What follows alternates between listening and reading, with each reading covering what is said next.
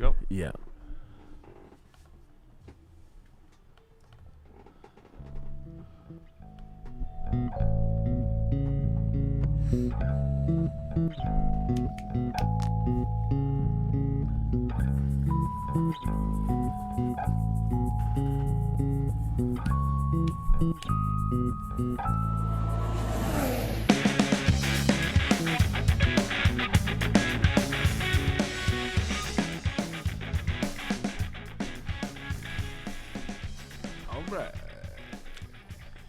And we're back right after the race. Welcome, everyone. It's the Flat Out Fever Formula One podcast post-race edition.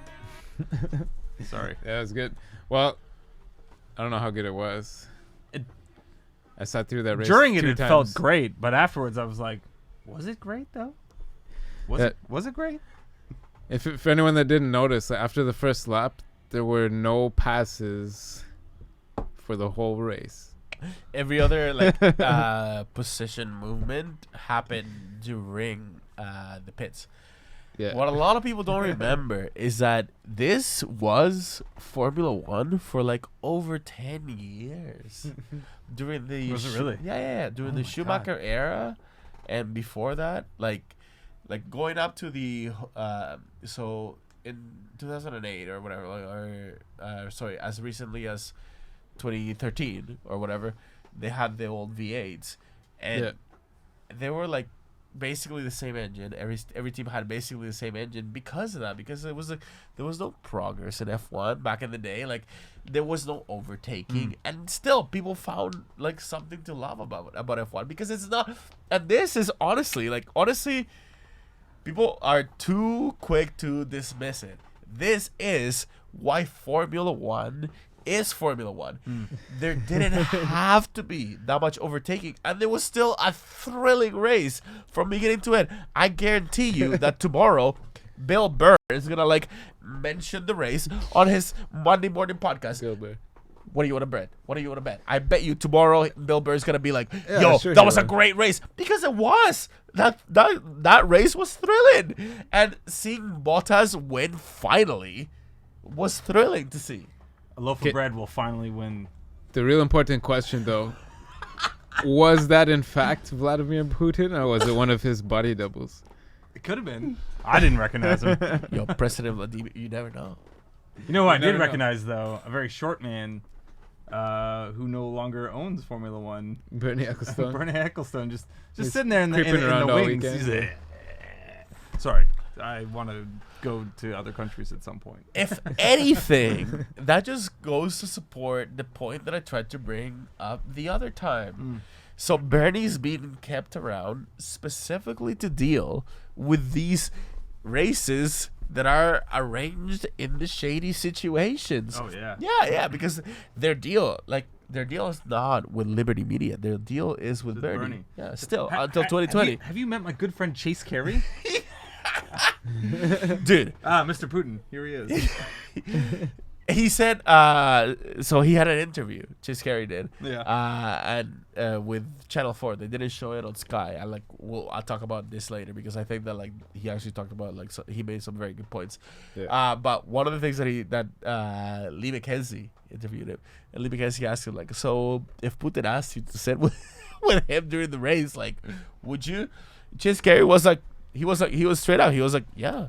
Yeah. Why wouldn't I? Why wouldn't I? Yeah. Yeah, I respect the man. Yeah. Why yeah. wouldn't I? Why wouldn't I? I'd be honored to. Yeah. And that is what he said. Yeah, that is what he said. Yeah. And honestly, let's be honest. Any one of us, no matter how we feel about the guy or how we think that we're supposed to feel about the guy, we still have to give You'd wanna be there. if you were face to face with him and Buddy went okay, you sit with me tonight. You're like, you goddamn right I am. All right, President Vladimir. Yeah. What did he say, man? Yeah, listen to this was right at the end of the race. Putin, his translator, and Bottas all speaking together. All right. And I already told my colleagues that all the hotels are booked in Sochi for now. It's good. Хорошо. It's very good.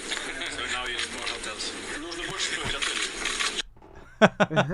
That was Bottas trying to be funny. So if you didn't understand the translator said, I think about Putin. My colleague here says that all the hotels in Sochi are sold out, and then Putin says, "This is good. It's a very good thing." And then Vettel laughs, and then Bottas says, "Oh, so that means you need to build some more hotels." He's like, oh fuck. He knows what's going on. Let's listen to it. I'll listen to the race winner. My colleagues that all the hotels are booked in Sochi for now. It's good. Хорошо. It's very good. So now you have more hotels. Now you need to build more hotels. Ha ha ha ha ha. I am Valtteri Bottas. I swear I am not a robot. Valtteri robot. Okay. It couldn't have happened to a better guy. I like Bottas. And It was pretty cool for Sky and for him, I guess, that it happened on the weekend that they put together their movie style trailer of his life. You know what I mean? Oh yeah. There was something when I was watching Ted's Notebook, town and stuff. right? yes. I was you know what? Yeah, I could see him winning In something. the pre-race, they showed his town, and Yeah. they had the Bottas burger at that I actually at that want restaurant. It's the just a Bottas. loaf I of want bread. to try the Bottas burger. It looked pretty Are you good. kidding me? Like, so That'll keep like, you warm at night. the double, it's only it's only it's €7. €1.70 Yeah. So yes. Brilliant. Absolutely brilliant. No, that was great, and it really like. Okay, so one thing that so you know how Simon and Ted basically hate each other. Yeah. I know. Calling out feuds as they are. They I love hate it. each other. And I think that like Simon just doesn't understand that like why a lot of people like Ted is because he has no problem he's just likable. like yeah because and he can extract personality out of people. Yeah, Right? Like He's super approachable. Except for Jean Todt. except for that. no one can get. On No the- one can on the extract out of that guy. The grid walk, it wasn't. That was a weird grid walk. Like Martin should still do the grid walk. But like so you know Wait. like when they got together and Ted actually like started like speaking with Martin and Martin just like went on some sort of tirade or whatever. I think that Martin was just like straight up drunk. I think that Martin was just like, nah, whatever. I'm just not doing this today. 16. Whatever. I don't care. I've had too many drinks. Let Ted do it. No, come on. Like Martin was like, yo, like this saying, like with this lines, like it was better than burning them off. Yeah, trust me, Martin Brundle. I know, buddy. You were drunk. It's okay, buddy. That's okay. I was too, but I was at the You were bar watching the watching race it. and not doing a job. Okay, but yeah. Okay, so Simon and Ted.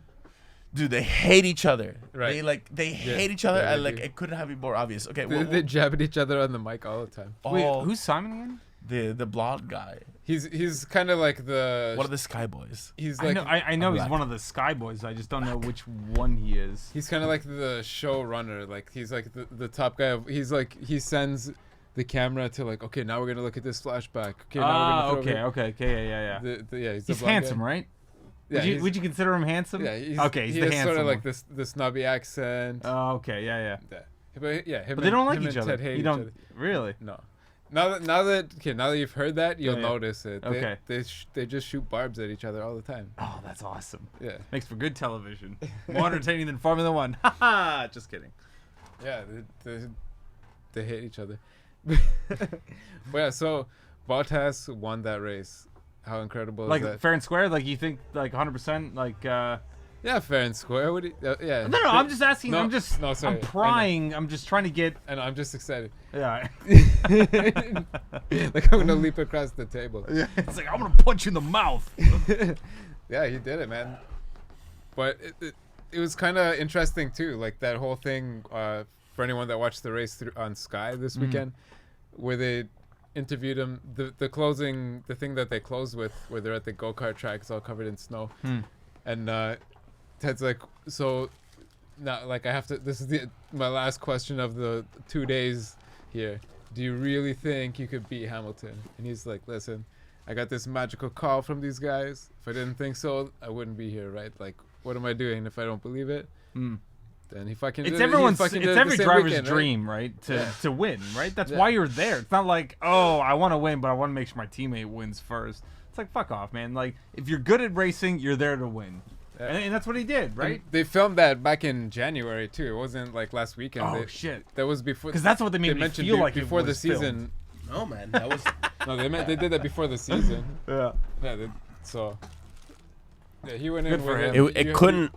Honestly, they couldn't have timed it better. I agree with you. Yeah. So then, I guess a follow-up question is, what happened to Lewis Hamilton? Okay. It was all in the first lap. Nobody passed anybody in that race after the first lap.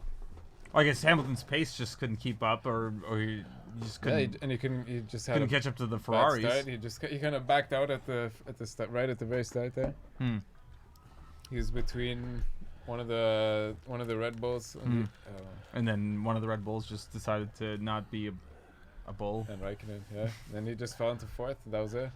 And everyone just stayed that way. They honestly like. There's been races where that happens and like everybody just sort of stuck in a groove or whatever. But and then by the end of the race, they all build like a 20 to 30 second gap in between each other, right? Remember like you know, so Ricciardo, whenever he like complains about like, oh yeah, I had a great race, it was all by myself, etc.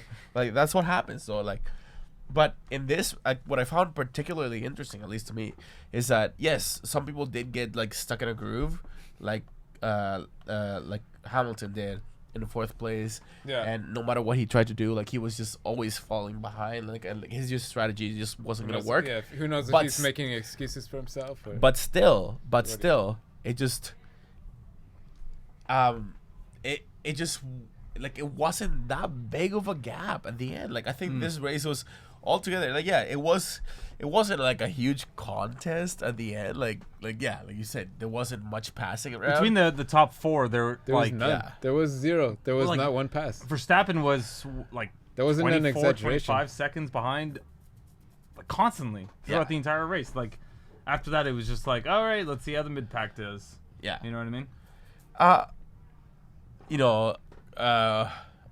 But still, it was a race that still managed to entertain us, and like that's what we have to like learn from that. It's like sometimes it doesn't matter. I Sometimes watched, it's I watched it 2 times. yes, you did.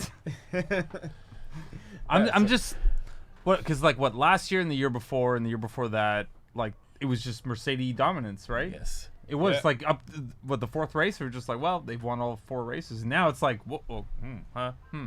not quite the same as last year. So I'm already excited about that, even though I'm not the biggest Ferrari fan. But this is just it's just way more exciting. I want the Red Bulls to come back up and Police doing. and start coming back in. You know what I like about this track? So this was only the 4th Russian Grand Prix ever, right? And a lot of people seem like they have like the authority to like make these like grand assumptions or like throw out these stats about the Russian Grand Prix, like, oh, there's a 67% chance of a safety car at the Russian Grand Prix. Okay, yes, but so what you're saying is like that out of the 3 races, only the 3 races that we've had here, there's been 2 with a safety car.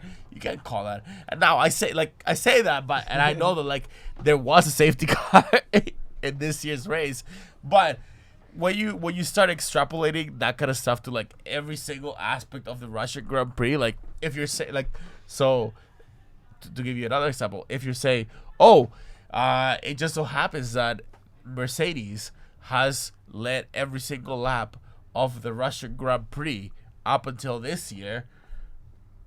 That sounds like a very bold statistic. Right. But when you actually look at it, it's only 3 years. Come on, the track is still very young. I mean, We can't extrapolate to be totally like that. honest, though, like if you look at 3 out any, of 60 races. Sorry, if you look at it that way. Yeah.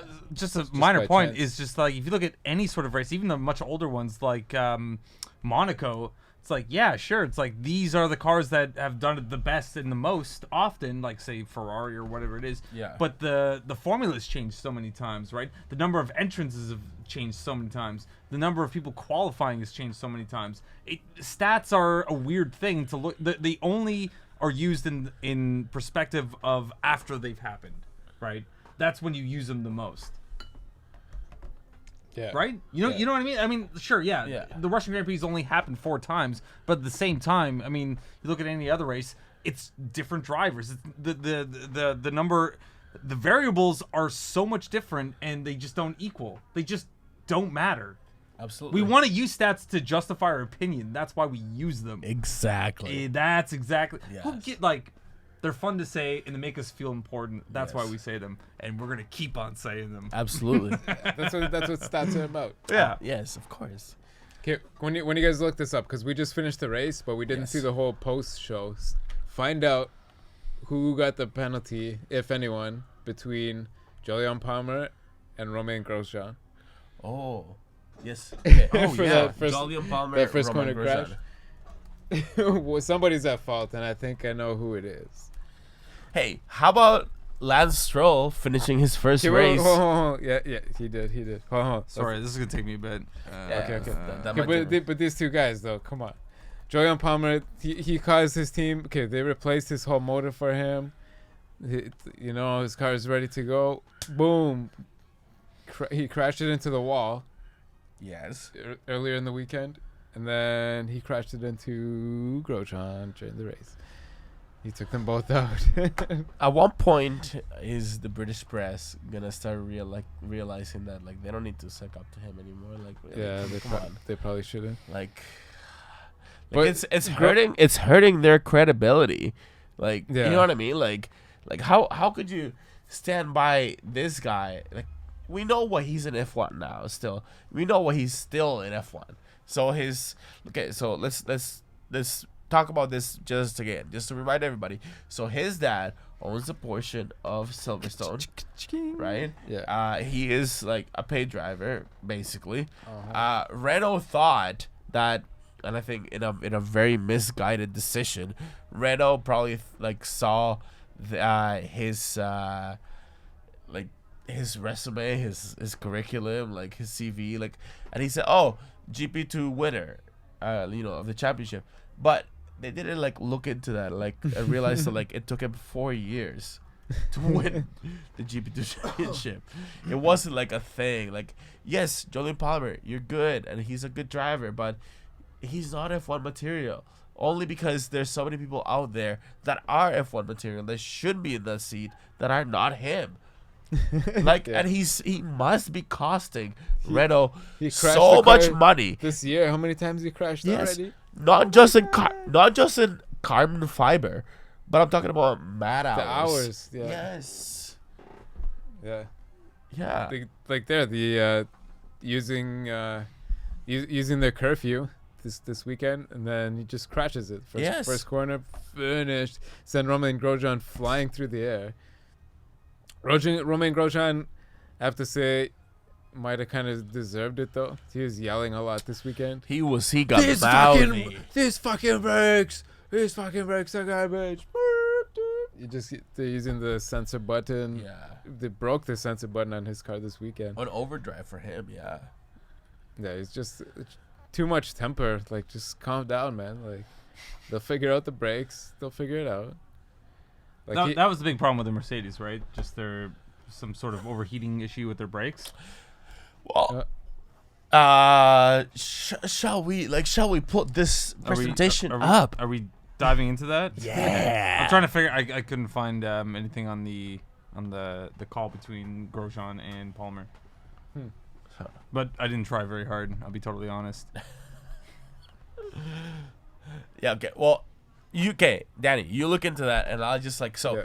How did this weekend happen? So this weekend we saw right now we're talking about a race where Valtteri Bottas won his first Grand Prix, You did it. followed by 2 Ferraris, and then Lewis Hamilton not even touching the podium.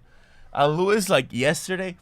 So, Danny, remember how when we first started to watch F1 together. No further action in the crash. Okay. 50-50. So it was First Really? lap racing incident. yeah, for racing incident. Grosjean got some air. Grosjean, right? Yeah. Right. Yeah. Okay. He got instant. Although Palmer hoped that Grosjean would use his brain in the crash. What a dick. It's like when you go to high school and you see younger kids like in a younger grade fighting. You're like, plebs. You know what I mean? Because because it's the middle pack, the bottom, and then the top, right? And when you see like them fight, you're like, oh, you guys are fucking cute. It's like get an engine, brother. You know what I mean? Yeah. What are you doing here? Just sorry. Okay, there we go. Listen. Let's put this up. So how did this weekend start? Because we just saw Valtteri Bottas come from absolutely nowhere where we thought that like the Mercedes was, but I think that it actually like has like a bit of like Sebastian Vettel even saw it coming. I would go as far as saying that. But I just want to like go back to like how the weekend started. The last time we did this was Friday night after practice. We talked about practice, whatever, how like the Ferrari were looking good, and that's what everybody thought, right? And then Saturday happened, and the Ferrari, if anything, looked untouchable. They looked like they looked like Mercedes used to. I just want to go like just through that. So right now, I put this presentation together. Is this what everybody sees? Yes. Okay, so this was like a couple quotes that I remember from, and again, I put this together between qualifying and the race. So this was before the race had happened. Somebody asked Kimi, because Ferrari, what they did during qualifying, if you don't remember, the first qualifying session, they went out with the super softs when everybody else went out with the ultra softs. Right off the bat, everybody like chose the softest tires of them all, and Ferrari didn't.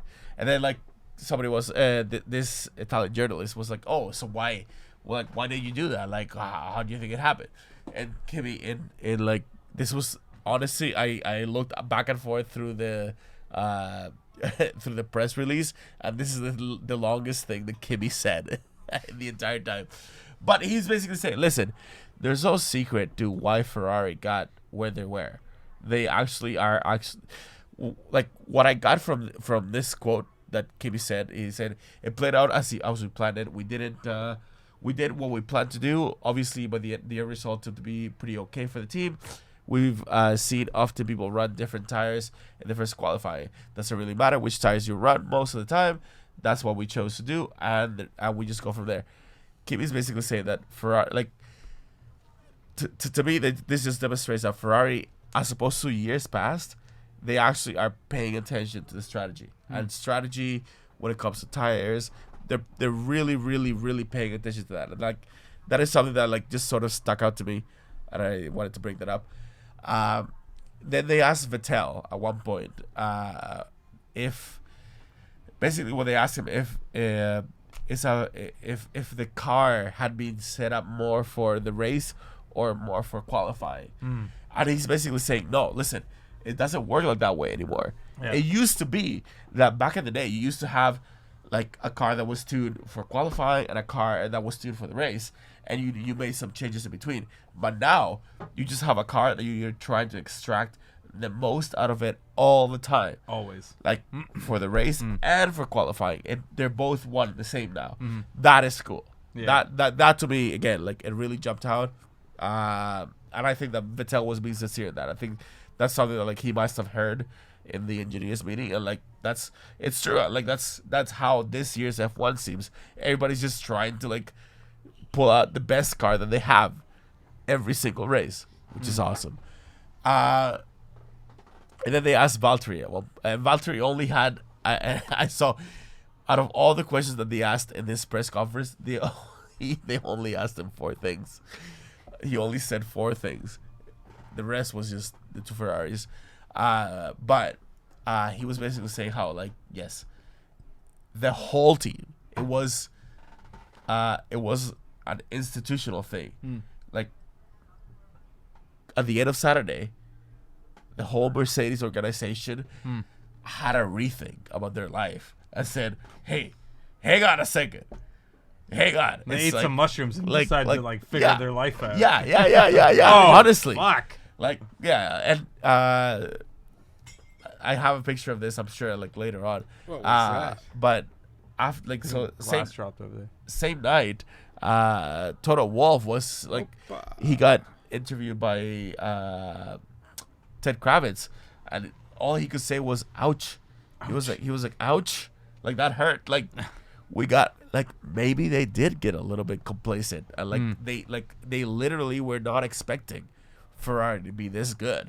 Anyway, so go forward. Like the next, like I'll go like. I'll You'll go through it snap. like You this. make a little snappy. So this guy Andrea got the last question of that same interview ended up in this. This guy being like, "Oh, from this Italian reporter, piece of shit, by the way, apparently." Just be like, "Oh, you two Ferrari drivers. Oh, you're first and second on the grid. Like, but don't you think that like it's a negative thing that you had to come to like the third turbo?" Come on, man. And like they called him out. Like, Yeah. So in between Kimi Räikkönen and Sebastian, like towards the end, they're like, "What the fuck, man? You're just so negative. Like, why are you so negative? Like, you're just like you don't even know what's going on." So he's like a common thread in all of the press conferences then? Yes. Okay, Yeah, he's yeah. always there. Yeah, he's always there. He's Like, just trying to find dirt, right? He's trying to... and they finally he broke them. He towards the end, like look at the last thing, oh, maybe you should be a German because Germans complain about shit all the time. That's what he says. That's what he says.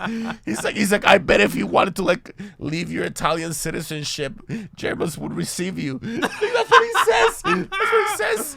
Oh, that's brilliant. Yeah. Okay. Maybe he's kind of onto something though. So say like these Ferrari, Yeah. this is their new engine, whatever, right? Yeah. They use this for the first few races.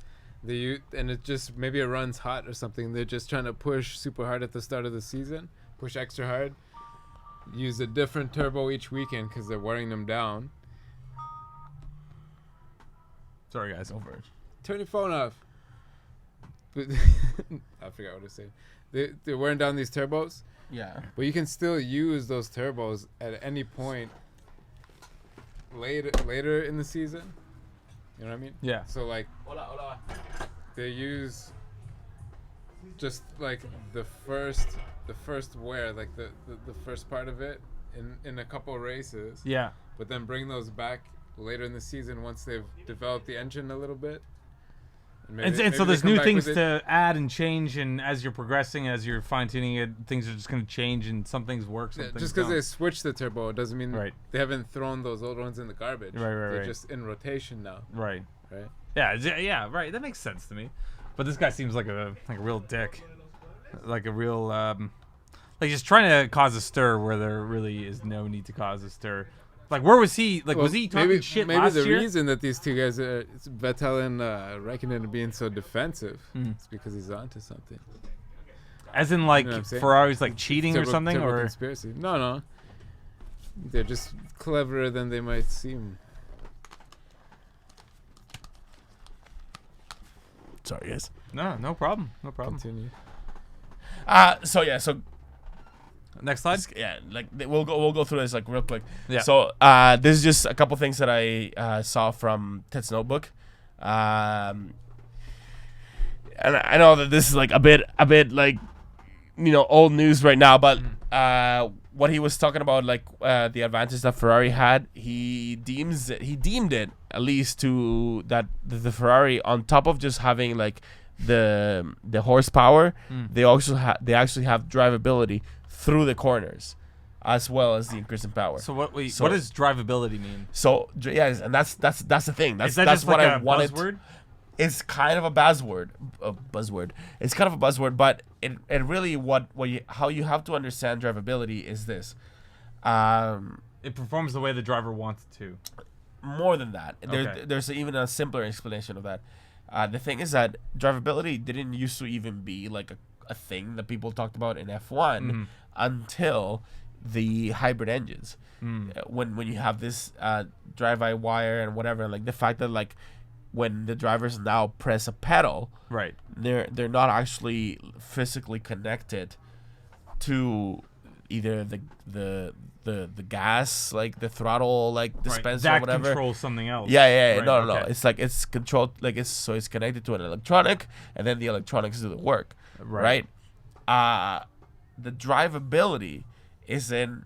We're talking about the ability of the electronics to basically mimic real life. I see. Basically, Okay. when the driver pushes on the pedal through a corner, when he goes like this, he gets that much more power. As opposed to like sort of like a pneumatic sort of pressure system where like Or a cable. or a cable. I don't know how to drive a car apparently, but yes. But that's yeah, what no, I mean. yeah. The brake would be like pneumatic and, I see. or hydraulic, and usually the throttle on a cable usually. Okay, I see. Because it has to release the gas into the chamber and then it explodes. And this is something that And like World War III starts apparently in Russia. in Russia. Inside the engine. Yeah. No, but yeah, this is honestly like one of the things that like I think that is crucial for F1. Like they do definitely like this has to be priority number one. Figuring out drivability, because drivability, the fact that like when the driver presses the throttle, he's getting if he presses the throttle but that much, he's getting that much more power from the engine.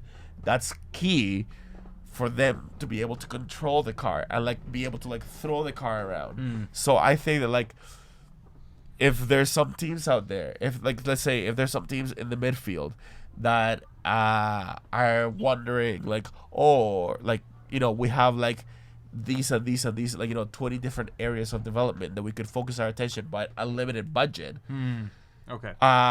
Where should we direct our attention? I'd say if one of those avenues is drivability, do it. Give the drivers the ability to have that feel again.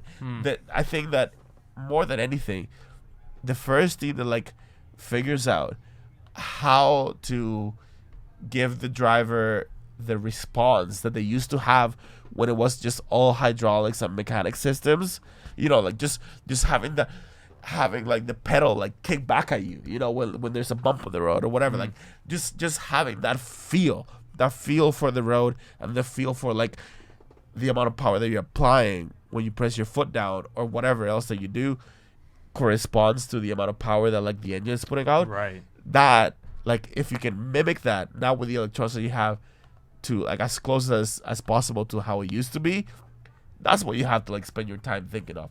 Not about like, you know, crazy aero developments or like this or that. No, that's where like they should be like spending time thinking. Honestly, that's what I think.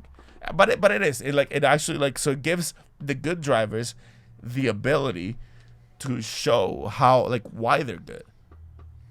So yeah, Bottas, and like, again, remember I put this together like before, and one thing that Vettel did say is that Bottas was gonna be his main threat in the race. No, that's something that Vettel said.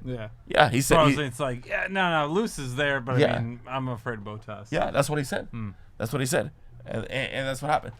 At this point, what was it? Ted was like trying to ask the question: Is there something to do with the fact that Mercedes is running like such a long wheelbase compared to any other team and any other teams like for like a long time? Does that have to do with their problems like getting on top of the tires? It just does seem that Mercedes, at least when it comes to like their comparison to Ferrari, they keep losing time in the tight corner sectors. It didn't seem like that during the race, so I don't know if this even applies anymore. But yeah, anyway, at that point, Ted thought that they were just overcooking the tires. And keep going forward. This is, if anything, one of like the craziest stories the entire weekend. Red Bull, and just how out of the picture they were the entire time. Yeah, there was definitely like the 1 to 4 were just on top of it. Like the Ferraris and Mercedes were just so. I remember like by lap 27, the advantage the gap in between the Mercedes and whoever was ahead of like the first Red Bull was like 20 something seconds. You, and I was you like, mean the only Red Bull? Yeah, the only Red Bull. Exactly. Yeah, Danny Rick. So yeah. Wait, what? No, Verstappen. Right. At this point in qualifying, though, it was like, Danny Rick was 5th, Verstappen was 7th. But I guess what we don't realize is that apparently that had been their best qualifying for this track in the entire history. This goes back to our discussion on stats, right? Yeah. One thing that so Danny Rick, if anything, through this weekend, it really like throughout this year, it has come up to me that he just doesn't give a fuck about Red Bull anymore. Really, like Danny Rick. Danny Rick. Like he's obviously like, to me, like the kind of shit that he's been saying this weekend. Yeah. Like really cemented it. Like he's actually looking for a job somewhere else. One thing that he said this weekend, Ferrari's gonna take him. Yeah, that's what they're saying. They're gonna Kimi? Kimi's out. So Kimi's out. Yeah. He's gonna retire, right? Yeah. Yeah. He doesn't give a shit. He's like, I'm there, but I'm not there. Yeah, he's gonna go sing karaoke and race snowmobiles next year. Yeah, pet some seals or some shit. Yeah, do some rally racing. Yeah. As much as like I like Kimi and I think he's a great racer, I don't think he's good for the sport. Like I find him like really boring and dry. He doesn't give any like. I'd rather see Lewis Hamilton lose and be there than Kimi win and be there. Yeah. Any day of the week. Yeah, true. Fair enough. Yeah. Like look at the fucking Ice interview man. that happened today.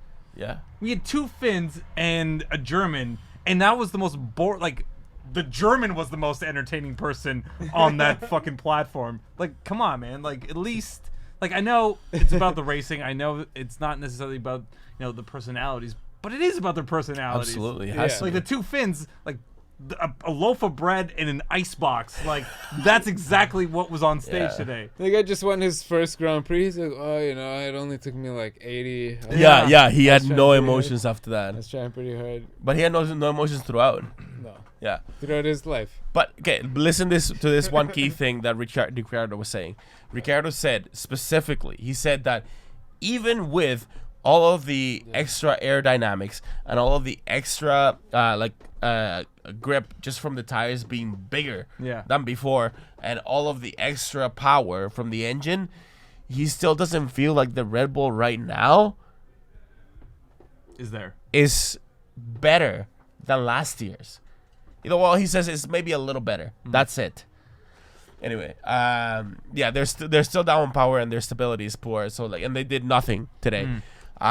Williams until Barcelona. Everybody's waiting until Barcelona. These guys too. Massa came in 6th. I want to ride this zip line. Did a pretty good job, I guess, during the race, like staying like afloat. Stroll getting within reaching point of like his first points in F1 in the first race that he finished. I guess that's okay, but he's still not like Massa's performance. He spun on the first lap though. Yeah, let's go. Renault. But fucking whatever, man. He's 18 years old. Look at that. They're still waiting. They're also waiting for a Barcelona update, and hopefully, Force India, and hopefully to their team kit, because whereas everybody else has like this stripe of pink, they're waiting they for don't. That was also desperately waiting for their new team kit so they can all wear pink together. Ocon, good and competent performance, right? All these white guys too are super sunburned. Bahrain, and then this weekend I guess was pretty hot in Sochi. I guess. Yeah. Look at these guys; they're all sunburned. These guys they get smoked from the sun. Next. This guy. Look, the Haas guy. So pissed about Grosjean's comments on the radio. This fucking piece of shit. This shit, carbon industry. I need the confidence in my left foot. You understand? So Give me apparently, some wine and cheese. Apparently, the carbon industries were just not good. Yeah. They were just not good at doing the job. They weren't good at cooling. Have you noticed this though? Like, you've been watching F1 a couple of years. Yeah. You've been for like 2 years now. 3. Your This is my season. 3rd year. When they smashed the brakes, a couple of years ago, it wasn't the same. Where you just like, especially on the low camera angles, especially if the sun is there behind them, then just like 4 black clouds come out from the side of the car. Yes, You know what I mean? they used to. No, they didn't used to. Well, I'm now saying they do. Now they really do. Yeah. Like, what kind of brakes are they using now? I guess they're just some new type of shit. It's But just, imagine driving behind that and you just get 4 black It's probably- clouds in your face. Yeah. Like chunks of carbon flying in your face. Hulkenberg did a good job during the race and during qualifying. He had that Did a good fight job, what? with Lewis.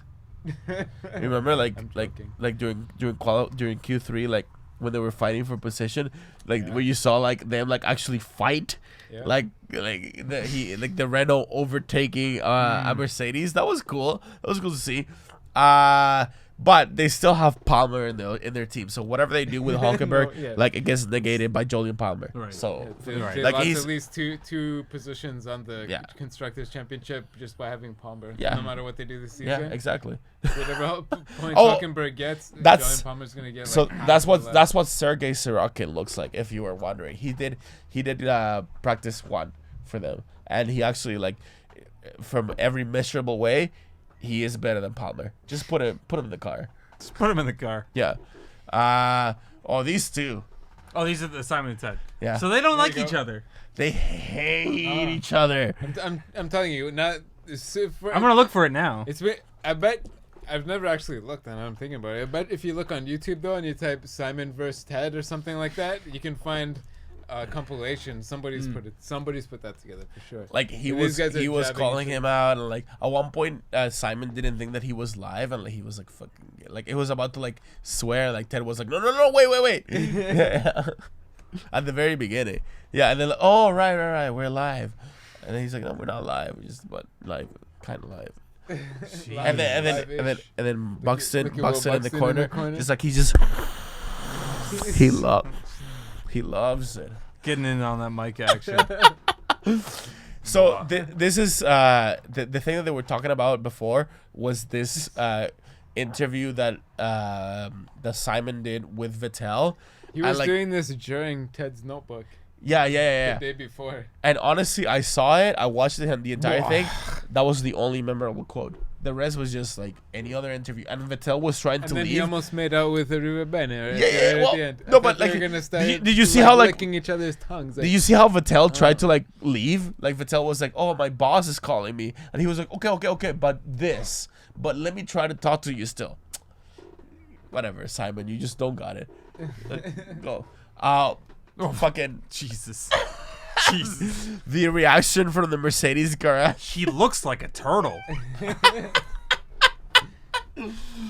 when Raikkonen was going faster during qualifying. So I mean, geez, these people are probably conflicted because if you go go next. But somebody repeated an alleged quote this weekend. I forget who it was, but saying that Niki Lauda said that his heart. Yes, his heart is will with- always remain with Ferrari, But- but right now his business interests are with Mercedes. So yeah. So he's loving. Jesus, come he's on, conflicted guys. by loving this season. Toto Wolff also said at one after qualifying, he said he basically tried to like dump it all on Bottas's the fault. He was like it was because he said he threw out the last sector. He said he threw out the last sector of in qualifying? during qualifying, and that's what cost us the pole. That's what Toto Wolff said to the press. So now he's got to like eat his words because clearly Valtteri won. Next one. This is a meeting that apparently Saturday night these pictures were snapped by somebody of This is real paparazzi shit. Oh yeah, I Sebastian love it. Vettel Saturday night after his qualifying lap, meeting with Christian Horner. Christian Horner and Dr. Helmut Marko. Maybe he's negotiating Ricciardo's ascension to the Ferrari ranks. If you read Maybe into it, maybe he's apparently gonna get Red Bull a new Ferrari engine. like they do this all the time, and they're just like And they're actually gonna good keep Toro friends. Rosso with the old Renault engine now, right? Yeah, who Maybe knows? they just leveled up double. You know what I mean? Now Red Bull gets a Ferrari. Yeah, who Toro knows? Rosso gets the Renault, which is apparently supposed to be really good after the next race, Oh, going one race forward. another thing that happened this weekend was the Channel 4 and Sky interviewed independently like two of the biggest shots in F1. The biggest mustache and the biggest eyebrows. Yeah, they did. Jesus. The Both- man, the eyebrows. Both well-spoken, man, the legend. well-spoken The man, young the men.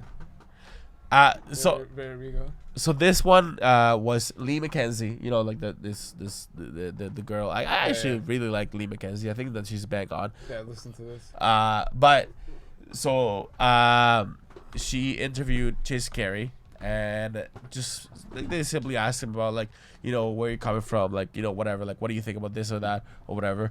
And I want to just like touch on like a couple of like key things that he said. He said they both like both of them actually seem to like zone in always on like turning the race into just a part of a whole week-long event. That's very clear in their minds. Yeah. We heard about this before, but this is like a thing.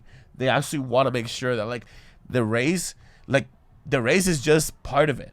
The race is just what happens on Sunday, and the whole thing starts on Wednesday, and so yeah, so it involves the whole city. Now, Lee McKenzie asked him like, "Oh, so you?" Us being super fans, it starts on Wednesday already. Yeah, it already starts. But, But if it starts for Wednesday and for everybody, yeah, woo, amazing. And like it's yeah, gonna be fun. us, we have the like luxury, if anything, like, or like, you know, the good, you know, like the good luck, The chance. the that we chance, live within hours, within 6 hours of a Grand Prix. and not just any Grand Prix, like the Canadian Grand Prix Canadian is Grand sick, Prix is and The Montreal North like American leg of the European leg Yeah. of the World Series of motor racing. and Montreal, like, let's be honest, they do a fucking fantastic job of putting amazing. up a show. The whole city lights up, and we've been saying this forever, but they want that to be the case everywhere. So Lee McKenzie was like basically like, "Oh, so Chase, like, how have you enjoyed your like Russian experience?" And he's like, "No, don't worry about that. Like, I've done the same thing that I do everywhere that I go now that like has an F1 race.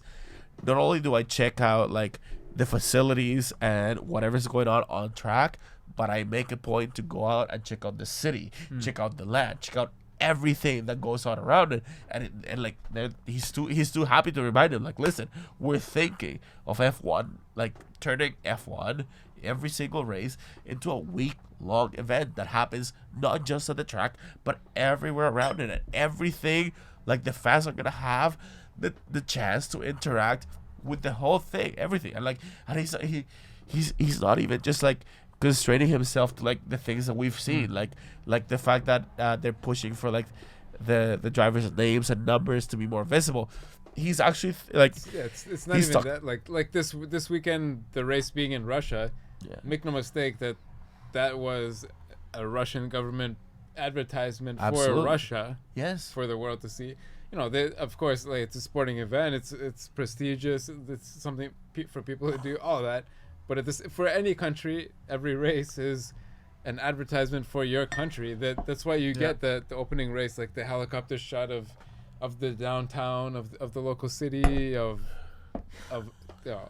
you get the culture. Like they had the Russian sword fighting with the 1800s, 1700s. Yeah, whatever, you're not, like throwing each the city is cloth not in. just selling Formula One; they're selling their themselves. city. Yeah, exactly. The city, So- the country. Yeah, So all he of that, he yeah. wants to like turn it into even more of that, and like actually like create new avenues that maybe haven't been Yeah. explored. And he's also talking specifically. He said this. He's like we're talking not like more than just like the images and getting people's like views on it.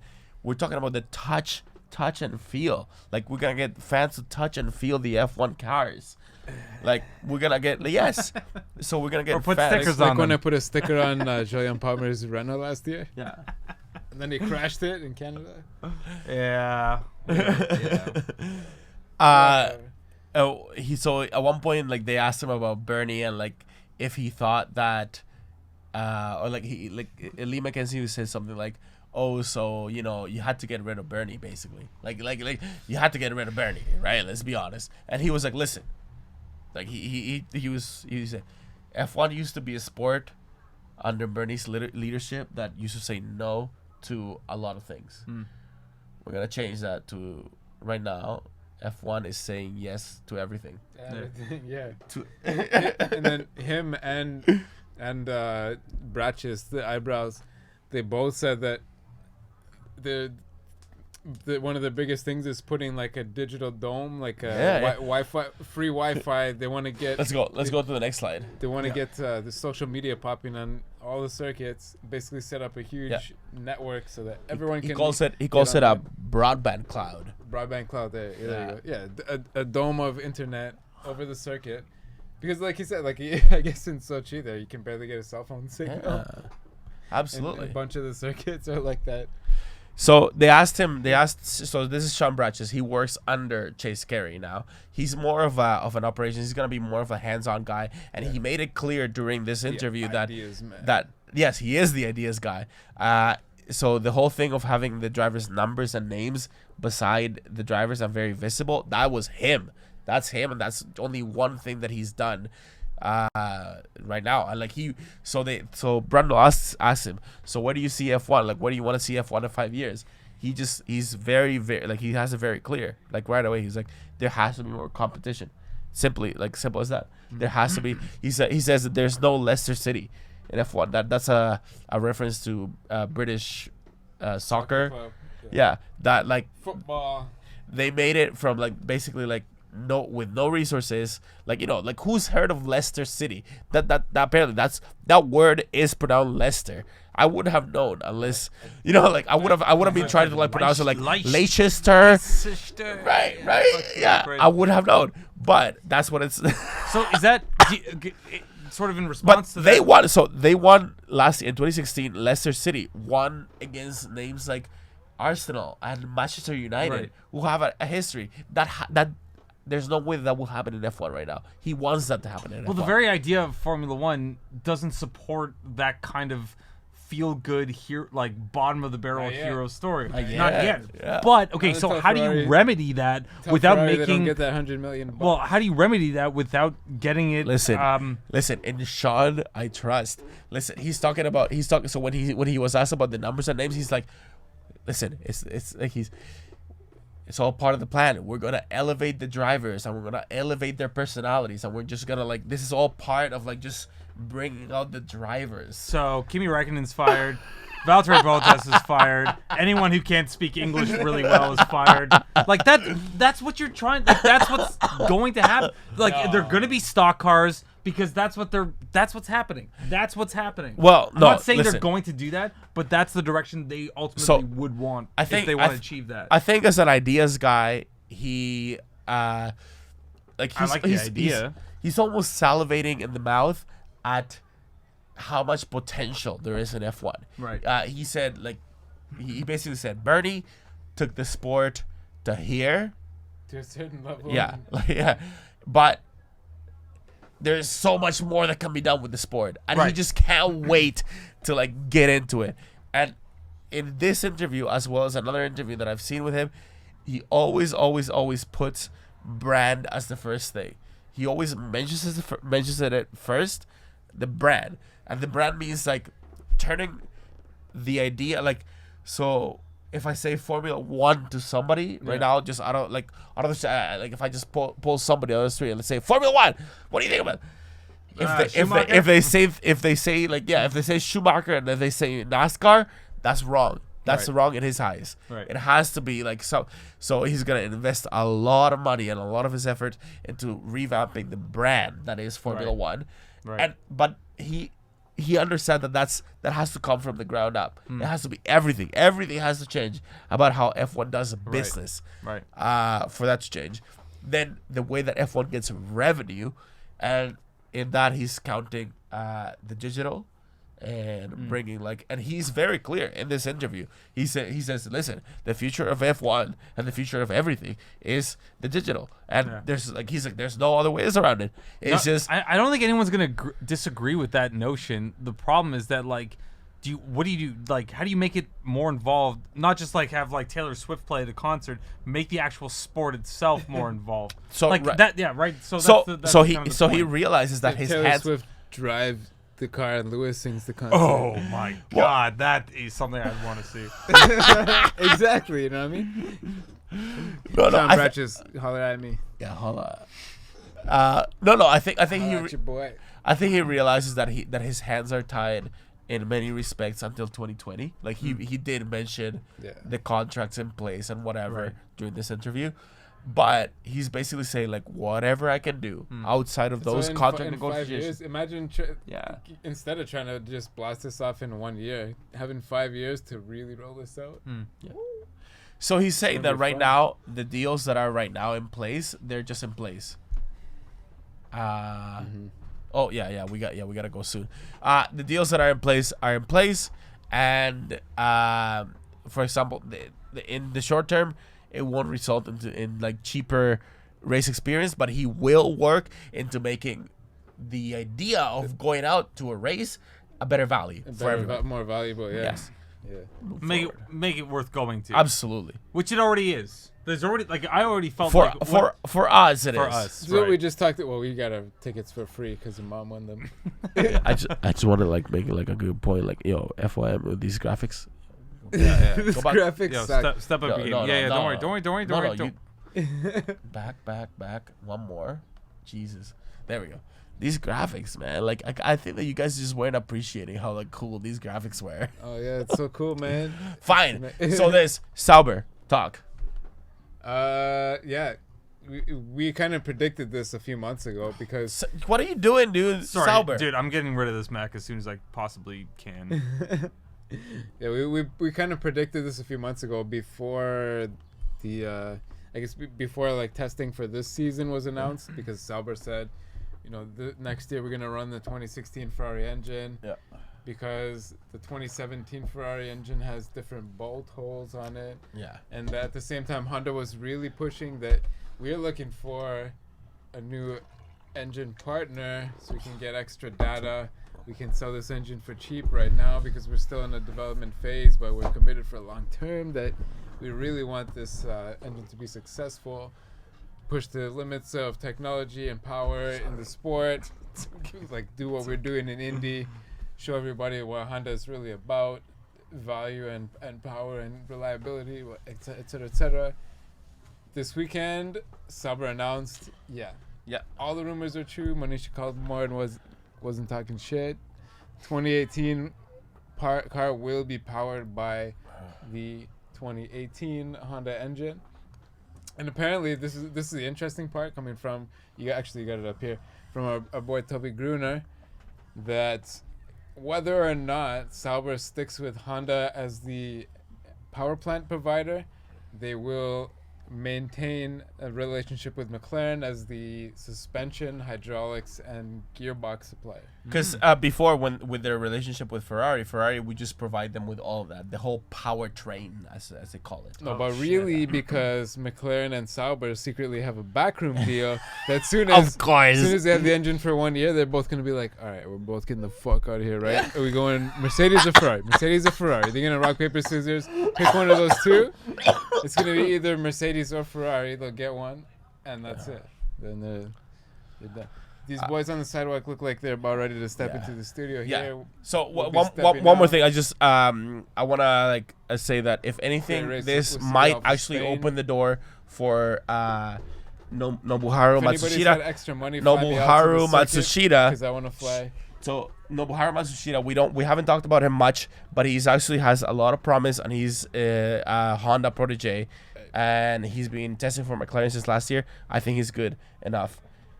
Hair is fantastic. All right, we gotta get out of here, guys. Yeah, see you guys later. See you. Fly me to Spain. I want to ride the The thing. The zip line. The zip line. All right, see you guys. See you guys.